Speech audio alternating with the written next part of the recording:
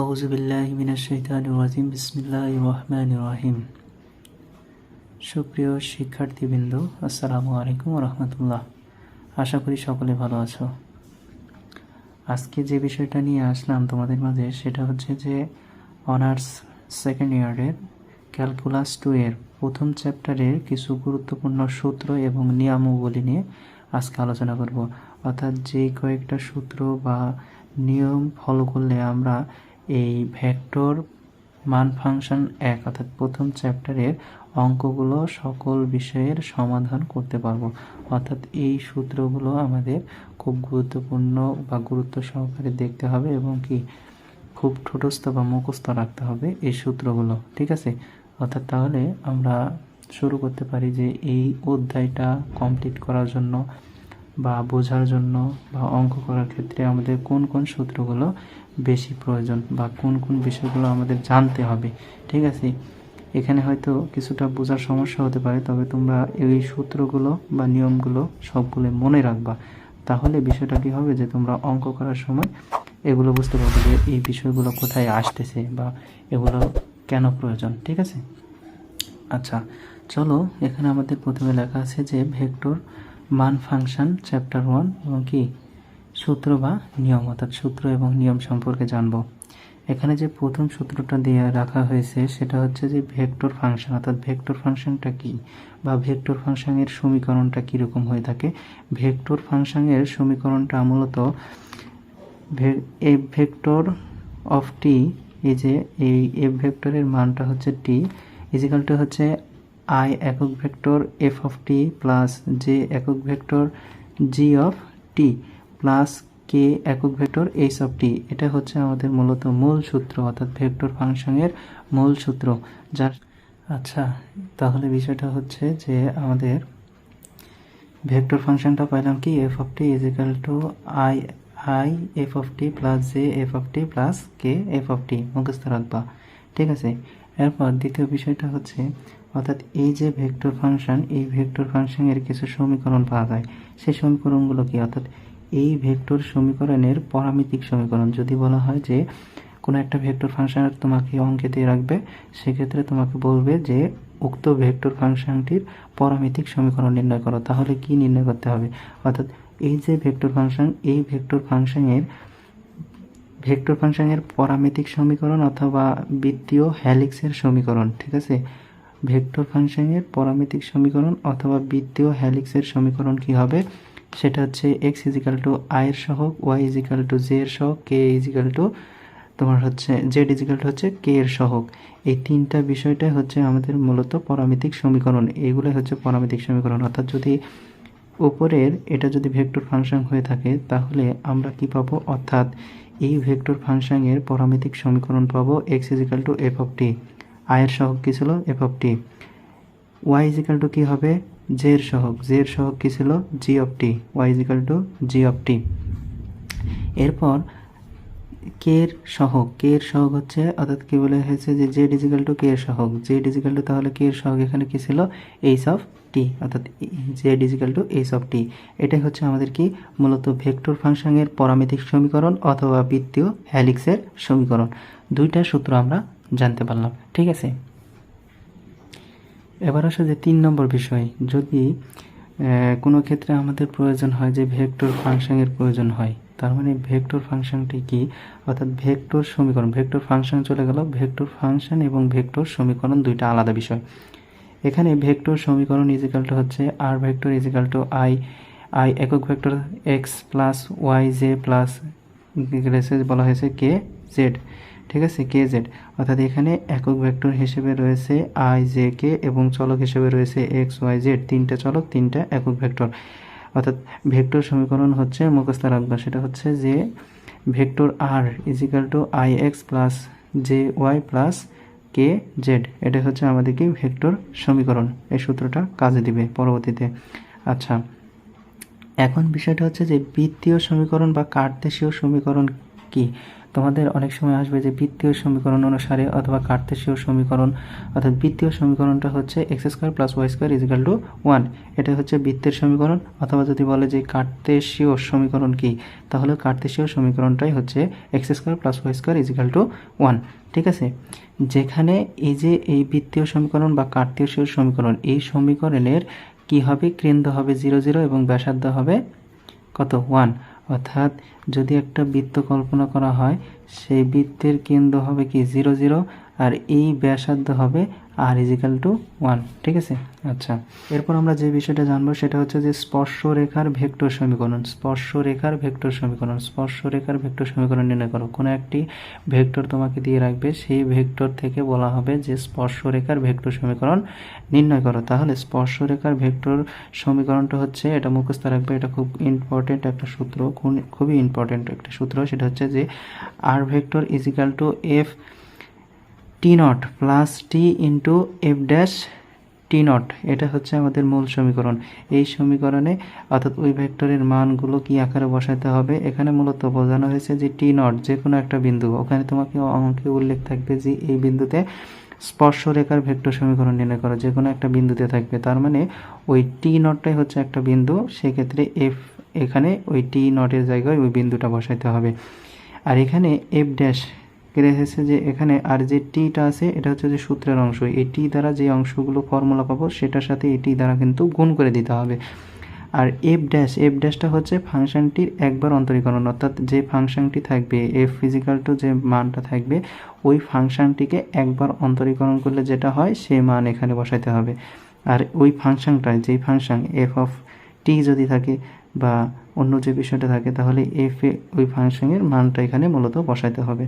আর এখানে হচ্ছে ওই ফাংশনের একবার ডেরিভেটিভ বলো বা অন্তরীকরণ বলো করে মান বসাতে হবে। আর t0 হচ্ছে কি একটা যে কোনো বিন্দু, আর টি হচ্ছে মূলত, এটি হচ্ছে মূলত সূত্রের অংশ, যেটা দ্বারা পরবর্তীতে গুণ করে দিতে হয়। আচ্ছা, এবার আমরা 6 নম্বর যে সূত্রটা বা নিয়মটা জানবো, এটা হচ্ছে তোমাদের সবচেয়ে জটিল এবং অঙ্কের জন্য 100% শিওর যে এই নিয়মে কোনো না কোনো অঙ্ক আসবে। ঠিক আছে, সেক্ষেত্রে এই সূত্রগুলো অবশ্যই আমাদের জানতে হবে বা এই নিয়মগুলো আমাদের মাথায় রাখতে হবে। তোমাদের বলা হবে যে ভেক্টর ফাংশনটির চাপ দৈর্ঘ্যের পরামিতিক সমীকরণ অথবা পরামিতিকরণ করো। ঠিক আছে, অর্থাৎ একটা ফাংশন দিয়ে রাখবে, একটা ভেক্টর ফাংশন দিয়ে রাখবে। ঠিক আছে, একটা ভেক্টর ফাংশন দিয়ে রাখবে, যেটা আমরা উপরে দিয়ে আসলাম, অর্থাৎ ওই রকম আকারের একটা ভেক্টর ফাংশন দিয়ে থাকবে। এবং ওই ভেক্টর ফাংশন থেকে বলা হবে যে ভেক্টর ফাংশনের চাপ দৈর্ঘ্য ও পরামিতিকরণ করো, অর্থাৎ পরামিতিকরণ করো বলতে পারে, অথবা বলতে পারে যে পরামিতিকরণের সূত্রটা, সমীকরণ লেখো। ঠিক আছে, দুই ধরনের প্রশ্ন হতে পারে। পরামিতিকরণ সমীকরণ যদিও চায় তাও পরামিতিকরণ করতে হবে, তারপর পরামিতিকরণের সূত্র লিখতে হবে। আর যদি বলা হয় যে পরামিতিকরণ করো, তাহলে এই 5টা ধারাবাহিকতা কাজ করতে হবে, যে 5টা ধারাবাহিকভাবে যদি তুমি কাজ করতে পারো তবে তোমার অঙ্কটা হবে। প্রথমে যে ফাংশনটা দিয়ে থাকবে তোমাকে, দিয়ে থাকবে যে একটা ভেক্টর ফাংশন দিয়ে রাখবে এখানে r অফ টি। ঠিক আছে, r অফ টি = একটা ভেক্টর ফাংশন এখানে আমরা ধরে রাখলাম, যেটা মূল সূত্র, সেই সূত্রটাই বসেছি। অর্থাৎ i = f of T plus J G of T plus K H of T. অর্থাৎ এই আঙ্গিকে একটা কি থাকবে, তোমাকে ওখানে দেওয়া থাকবে ভেক্টর ফাংশন, যেখানে অর্থাৎ এই ভেক্টর ফাংশন, এটা যদি ভেক্টর ফাংশন হয়, অর্থাৎ বলা যায় এরকম আকারের কি একটা ভেক্টর ফাংশন দেওয়া থাকবে। এই ভেক্টর ফাংশনকে 5টা ধারাবাহিকভাবে কাজ করতে হবে। প্রথম কাজ হচ্ছে এই যে টি আছে না, এই যে আর অফ টি, অর্থাৎ আর অফ টি, এই টি এর স্থানে আমাদের বসাইতে হবে, টি এর স্থানে টি এর পরিবর্তে বসাইতে হবে ইউ, অর্থাৎ ইউটা এখানে বসাইতে হবে। প্রথম কাজটাই হচ্ছে আমাদের এই যে ফাংশনটা পাবো, ভেক্টর ফাংশন পাবো, সেখানে টি যে জায়গায় আছে সেই জায়গায় আমাকে বসাইতে হবে ইউ, বসাইতে হবে। প্রথম কাজ শেষ। দ্বিতীয় কাজটা করতে হবে ডি ইউ এর সাপেক্ষে, অর্থাৎ ইউ এর সাপেক্ষে এখানে ইউ বসাইলাম, এখানে এই কি ফাংশনে ইউ বসাইলাম, ইউ এর সাপেক্ষে, অর্থাৎ ডি ইউ এর সাপেক্ষে আর কে কাকে, এই যে মানটা পাইলাম, এখানে ইউ বসানোর পর যে ফাংশনটা তৈরি হলো, ওই ফাংশনটিকে ডি ইউ এর সাপেক্ষে একবার অন্তরীকরণ করতে হবে, অর্থাৎ D R divided by D, U আকারে কি করতে হবে, অন্তরীকরণ করতে হবে। অন্তরীকরণের পর যে মানটা পাবো সেই মানটাকে কি করতে হবে, তৃতীয় কাজটা হচ্ছে অর্থাৎ এই যে অন্তরীকরণ করলাম dr/du, এর মান বের করতে হবে, ঠিক আছে। বের করার এরপর কি যে মানটা পেলা সেটার আবার মানও বের করতে হবে। মান বের করার ক্ষেত্রে যে সূত্র, এটা খুবই গুরুত্বপূর্ণ, অর্থাৎ তোমাকে মাথায় রাখতে হবে এখানে মান বের করার ক্ষেত্রে, অর্থাৎ এই যে dr/du পাইলা, এটার দুই পাশে কি দিতে হবে, মডুলাস চিহ্ন দিতে হবে। এই মডুলাস চিহ্ন মানে কি, কোনো কিছুর মান, সেটা তোমরা আগে থেকে জানো যে মডুলাস চিহ্ন ব্যবহার করা মানে ওই ফাংশনের বা ওই ভেক্টরের মান বের করা বোঝানো হয়। তাহলে মানটা হচ্ছে √, আয়ের সহগের উপর স্কোয়ার, আয়ের সহগের উপর স্কোয়ার প্লাস জে এর সহগের উপর স্কোয়ার প্লাস কে এর সহগের উপর স্কোয়ার, সংক্ষেপে আমি এখানে লিখে রাখছি, ঠিক আছে। অর্থাৎ এই বিষয়টা কি, যদি এখানে আয়ের সহগ যদি বিবেচনা করো তাহলে কি হবে, g(t), অর্থাৎ g(t) এর উপর f(t) এর উপর স্কোয়ার, তারপর জে এর সহগের উপর স্কোয়ার, তার মানে কি g(t) এর উপর স্কোয়ার, তারপর যদি বলা হয় যে কে সহগের উপর স্কোয়ার, তার মানে কি h(t) এর উপর স্কোয়ার। এরকম আঙ্গিকে কি করতে হবে, মানটা বের করে নিতে হবে। এটা কয় নম্বর কাজ গেল, আমাদের 3 নম্বর কাজ গেল। এবার চাপ দৈর্ঘ্য নির্ণয় করতে হবে। কি নির্ণয় করতে হবে, তোমাদের চাপ দৈর্ঘ্য নির্ণয় করতে হবে। প্রথমে আমরা বের করলাম অর্থাৎ টি এর স্থানে ইউ বসালাম, মনে রাখবা প্রথম কাজ কি, টি এর স্থানে ইউ বসাইতে হবে। দ্বিতীয় কাজটি হচ্ছে ইউ এর সাপেক্ষে ওই ফাংশনটিকে অন্তরীকরণ করতে হবে। তৃতীয় কাজটি হচ্ছে যে অন্তরীকরণ করলা এর মানটা বের করতে হবে। আর চতুর্থ কাজটা হচ্ছে চাপ দৈর্ঘ্য নির্ণয় করতে হবে। চাপ দৈর্ঘ্যের ক্ষেত্রে এখানে একটা নির্দেশক বিন্দু দিয়ে থাকবে, যে নির্দেশক বিন্দুর আপার লিমিট হচ্ছে টি এবং লোয়ার লিমিট হচ্ছে, আপার লিমিট হচ্ছে টি এবং লোয়ার লিমিট হচ্ছে 0। অর্থাৎ চাপ দৈর্ঘ্যকে এস দ্বারা প্রকাশ করা হয়। কি দ্বারা প্রকাশ করা হয়, এস দ্বারা প্রকাশ করা হয়। চাপ দৈর্ঘ্যকে এস দ্বারা প্রকাশ করা হয়। সেক্ষেত্রে আমরা ইন্টিগ্রেশন চিহ্ন দিয়ে আপার লিমিট টি এবং লোয়ার লিমিট 0 বসাতে পারি। এবং এই যে মানটা পাইলাম, অর্থাৎ dr/du এর যে মানটা পাইলাম, এই মানটা এখানে বসিয়ে du, অর্থাৎ du এর সাপেক্ষে কি অন্তরীকরণ, ঠিক আছে, অন্তরীকরণ করতে হবে, ঠিক আছে। আপার লিমিট এবং লোয়ার লিমিট আছে, অন্তরীকরণ করলে কি আপার লিমিট এবং লোয়ার লিমিটের মান পাবো, ঠিক আছে। এখানে এই যে মূলত টি এর মান দিয়ে থাকবে না, যে কোনো একটা নির্দেশিত বিন্দু দিয়ে থাকবে। উপরে টি হবে, এখানে টি এর পরিবর্তে যদি এখানে দেখো যে 0 দেওয়া আছে, টি এর পরিবর্তে যদি 1 হয় তাহলে এখানে আমরা কি বসাইতাম 1, আর উপরে টি বসাইতাম, ঠিক আছে। এরপর পঞ্চম কাজটা কি হবে, অর্থাৎ পঞ্চম কাজটা হবে যে টি এর স্থানে এস এর মান বসাইতে হবে। অর্থাৎ এই যে উপরে যে ফাংশনটি পাইছিলাম, এই ফাংশনে এস এর মান, যে এই যে আমরা চাপ দৈর্ঘ্য পাইলাম, এই চাপ দৈর্ঘ্যের মান নিয়ে যে আমরা কোথায় বসাইবো, এই টি এর জায়গায় বসাবো। এই টি এর জায়গায় চাপ দৈর্ঘ্য এস এর মানটা নিয়ে যা টি এর জায়গায় বসাইবো, ঠিক আছে। অর্থাৎ এখানে দেখো যে ওইরকম আকারে লিখলাম, আর ইজিক্যাল টু এখানে এস, অর্থাৎ টি এর পরিবর্তে এস বসাইলে যে মানটা পাওয়া যাবে, অর্থাৎ f(t) এর জায়গায় এস বসাইলাম, g(t) এর জায়গায় g(s) বসাইলাম, h(t) এর জায়গায় এস কেড়েছে h(s) বসাইলাম। বসিয়ে যে সমীকরণটা আসবে এটাই হচ্ছে মূলত পরামিতিকরণ। আর যদি এখানে তোমাদের পরামিতিকরণ পর্যন্ত চায় তাহলে এটুকু করলেই যথেষ্ট। আর যদি বলা হয় যে পরামিতিকরণের সমীকরণ নির্ণয় করো, তাহলে পরামিতিকরণের সমীকরণ কি, x = আয়ের সহগ, y = তার মানে কি x = আয়ের সহগ, y = j এর সহগ এবং কি z = k এর সহগ। অর্থাৎ এই সহগগুলোই হচ্ছে কি আমাদের পরামিতিকরণের সমীকরণ, যেটা আমরা উপরে যে সূত্র দেখে আসলাম ওই সূত্র আঙ্গিকে করতে হবে। এরপর 7 নম্বর যে বিষয়টা জানবো, এটা হচ্ছে তোমাদের সহজ বিষয়, মনে রাখার বিষয়, এখান থেকে অঙ্ক আসে। সেটা হচ্ছে যে ডোমেইন নির্ণয়ের ক্ষেত্রে কিছু বিষয়বস্তু জানতে হয়। অর্থাৎ ডোমেইন কীভাবে নির্ণয় করবা, ডোমেইন নির্ণয়ের ক্ষেত্রে কিছু শর্ত থাকে, অর্থাৎ একটা ফাংশন থাকে, সেই ফাংশনের ডোমেইন নির্ণয় করতে হয়। আর এই ফাংশনের মান ডোমেইন নির্ণয়ের ক্ষেত্রে কয়েকটা মান হওয়া যাবে বা কয়েকটা মান হওয়া যাবে না। অর্থাৎ উক্ত ফাংশন, যেই ফাংশনের ডোমেইন নির্ণয় করব, সেই ফাংশনটার যদি আকার অর্থাৎ লব এবং হর আকারে যদি থাকে, লবে যদি যে কোনো একটা সংখ্যা, যে কোনো, অর্থাৎ কি বলেছে যে নেগেটিভ ইনফিনিটি থেকে পজিটিভ ইনফিনিটি থেকে কি রয়েছে যে পজিটিভ ইনফিনিটি। এর মধ্যে যে কোনো কি বলেছে যে কোনো সংখ্যা থাকলে, অর্থাৎ কি রয়েছে যে কোনো সংখ্যায় থাকুক কিন্তু নিচে জিরো হওয়া যাবে না, কেননা জিরো হলে সেই সংখ্যাটা কি, অর্থাৎ জিরো দ্বারা ওই সংখ্যাটিকে ভাগ করলে ইনফিনিটি আসে। ঠিক আছে, ক্যালকুলেটর ব্যবহার করে দেখবা যে কোনো সংখ্যা ভাগ যদি জিরো দেওয়া হয় তাহলে ইনফিনিটি আসবে। অর্থাৎ কোনো ফাংশনের ডোমেইনের মান এই আকারে আসতে পারে না, তার মানে কি ওটা ডোমেন হবে না, গ্রহণযোগ্য হবে না, এই বিষয়টা মাথায় রাখবা। দ্বিতীয় বিষয়, অর্থাৎ রুটের উপর মাইনাস দিয়ে কোনো ধরনের সংখ্যা, বাস্তব সংখ্যা বসানো যেতে পারে না। অর্থাৎ রুটের মধ্যে কখনোই 1 বা 2, ঠিক আছে, -2, অর্থাৎ মাইনাস সংখ্যা কখনোই ভিতরে আসবে না। ঠিক আছে, মাইনাস সংখ্যা আসলে সেটা আমরা জানি ইমাজিনারি নম্বর বা অবাস্তব সংখ্যা হয়। আর সেক্ষেত্রে ডোমেনের ক্ষেত্রে অবাস্তব কোনো সংখ্যাকে ডোমেন হিসেবে গ্রহণ করা যায় না। ঠিক আছে, তবে এই রুটের মধ্যে যদি রুট ওভার মাইনাস, আবার মাইনাস যে কোনো সংখ্যা, ধরো 2 দিলাম, যে কোনো সংখ্যা হতে পারে, তাহলে কিন্তু এটা মাইনাসে মাইনাসে প্লাস হয়ে যায়, সেক্ষেত্রে ডোমেনের মান আসতে পারে। কিন্তু বাস্তব কথাটা হচ্ছে যে রুটের মধ্যে মাইনাস কোনো সংখ্যা হওয়া যাবে না। এটা হচ্ছে 2 নম্বর বিষয়, মাথায় রাখতে হবে। এবং 3 নম্বর বিষয়টা বলা হচ্ছে যে লন এক্স, এই বিষয়টা হচ্ছে যে লন এক্স এর মান, আমরা জানি লন এক্স এর মান লন 1 এর মান আছে, কিন্তু লন 0 মান কিন্তু নাই। অর্থাৎ 0 থেকে ঋণাত্মক প্রান্তে যতই যাও লনের মান কিন্তু নির্ধারণ করতে পারে না, ক্যালকুলেটর ব্যবহার করে দেখবা।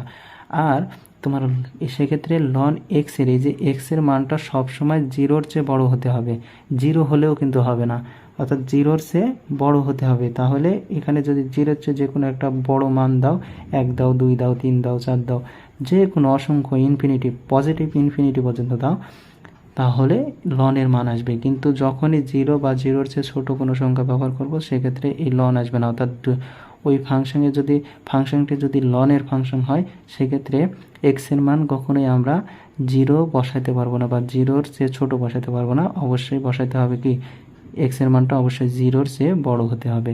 এই বিষয়টা ডোমেন নির্ণয়ের ক্ষেত্রে মাথায় রাখতে হবে।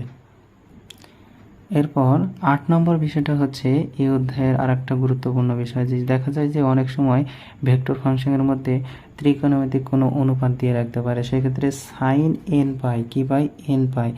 এই যে এন হচ্ছে একটা কি বাস্তব যে কোনো পূর্ণ সংখ্যা হতে পারে, অর্থাৎ এর জন্য, অর্থাৎ এই যে সাইন এন পাই এর জন্য, অর্থাৎ এন যে কোনো পূর্ণ সংখ্যা হয়, অর্থাৎ এন যদি যে কোনো পূর্ণ সংখ্যা হয়, অর্থাৎ এন এর মান যদি 1 থেকে শুরু করে পজিটিভ ইনফিনিটি পর্যন্ত চলে যায়, তাহলে এই 1, 2, 3, 4 ইনফিনিটি পর্যন্ত, পজিটিভ ইনফিনিটি যাই মান ব্যবহার করি না কেন, সেক্ষেত্রে সাইন যে কোনো একটা সংখ্যা, অর্থাৎ এন পাইয়ের জন্য সাইন এন পাই এর মান সব সময় হবে 0, সাইন এন পাই এর মান সব সময় হবে 0। এই বিষয়টা মাথায় রাখতে হবে। ঠিক আছে, আর যদি এই বিষয়টা ত্রিকোণমিতিকের ওই ফাংশনের মধ্যে কি থাকে, ভেক্টর ফাংশনের মধ্যে হোক বা ফাংশনের মধ্যে হোক, সেক্ষেত্রে যে কস এন পাই, অর্থাৎ এন এর মানটা যদি জোড় অথবা বিজোড় এইটার উপর ডিপেন্ড করে করা হয়, সেক্ষেত্রে এখানে একটা বিষয় একটু লক্ষ্য রাখো, সেটা হচ্ছে যদি কস এন পাইকে মূলত 2টা ভাগে ভাগ করা হয়।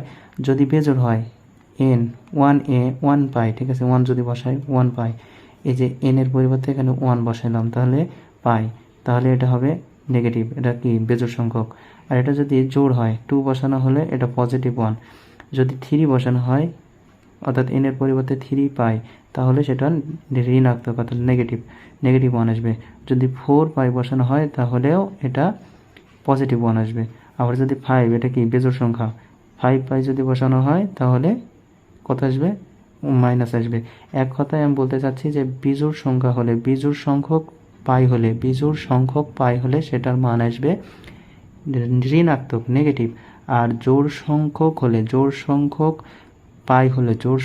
পাই অর্থাৎ এন পাই, অর্থাৎ জোড় সংখ্যক পাই হলে আমরা সেটার মান সবসময় পাবো 1 হবে। আর যদি বিজোড় হয় তাহলে সেটার মান পাবো ঋণাত্মক। ঠিক আছে, এটাই হচ্ছে আমাদের এই তোমার প্রথম চ্যাপ্টারের 9টা সূত্র বা 9টা নিয়মের মধ্যে বিষয়বস্তু। এই কয়েকটা বিষয় যদি তুমি ভালোভাবে মনে রাখতে পারো, তাহলে আশা করা যায় যে এই অধ্যায় থেকে তোমার কোনো ধরনের অঙ্ক আটকিবে না। ঠিক আছে, তো এই অঙ্কর সূত্রগুলো যেগুলো দিলাম তোমাদের সুবিধার্থে, অর্থাৎ এই সূত্রগুলো তোমাকে কষ্ট করে খুঁজতে হতো, আমি খুঁজে তোমাদেরকে দিলাম। ঠিক আছে, তো যদি ভালো লাগে ভালো অবশ্যই লাগতে হবে, কেননা তুমি যদি অঙ্ক করতে চাও অবশ্যই তোমাকে সূত্র অবশ্যই জানতে হবে। সেক্ষেত্রে এই সূত্রগুলো আমি যেহেতু দিলাম, তোমরা খাতা কলমে লিখে রাখো বা নোট করে রাখো, লিখে রেখে দিবা। এবং পরবর্তীতে যখন অঙ্কগুলো করতে যাবা তখন দেখবা যে আরে এই বিষয়টা কই ছিল, তখন তুমি শর্ট করে তোমার যদি সূত্রগুলো মুখস্থ থাকে তাহলে অবশ্যই খুব তাড়াহুড়ো বা দ্রুততার সাথে অঙ্কগুলো করতে পারবা এবং বুঝতে পারবা। আর আমি ধারাবাহিকভাবে 2টা অঙ্ক দিয়েছি অলরেডি, আবারও যে অঙ্কগুলো আছে এই নিয়মের অঙ্কগুলো আমি খুব শীঘ্রই তোমাদের মাঝে উপস্থাপনা করতেছি। ঠিক আছে, তো আশা করি তোমরা ভালো আছো এবং ভালোই থাকো। দোয়া করি সুস্থ থাকো, সুন্দর থাকো। খোদা হাফেজ। আসসালামু আলাইকুম ওয়া রাহমাতুল্লাহ।